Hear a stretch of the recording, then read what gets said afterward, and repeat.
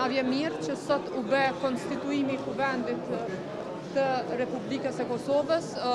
Lidhja demokratike e Kosovës gjithmonë ka qenë me vullnetin e mirë politik që të bëhet konstituimi i institucioneve, kështu që nga sot rrjedhin afatet kushtetuese dhe për formimin e qeverisë.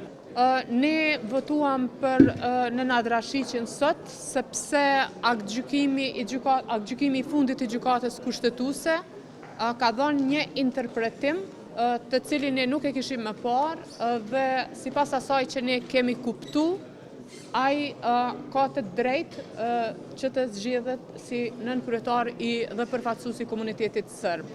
Se a do të ketë qeveri, kjo nuk varet prej nesh, e kemi thënë që nga fillimi që varet prej partisë parë, ne nuk i kemi pasur numrat asnjëherë, sikur t'i zhvarë prej neve do kishim qeveri tashmë shumë kohë më parë, dhe në qoftë se nuk do të formohet qeveri, natyrisht që votat e Lidhjes Demokratike të Kosovës do t'jenë për shpërberje të kuvendit, sepse nuk mund të mbajmë peng institucionet.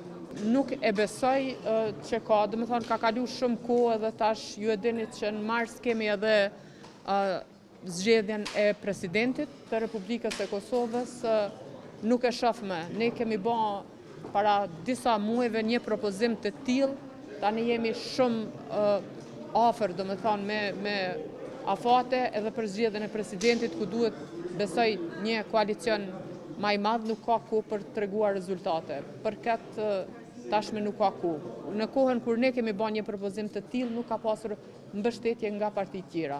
Është e vërtetë sepse nuk e kemi pasur të qartë dhe tash këtë qartësi e ka dhënë aktgjykimi i fundit i gjykatës kushtetuese.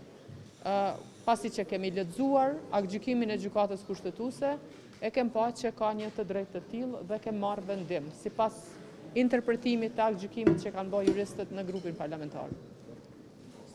Faleminderit. Kaloni mirë.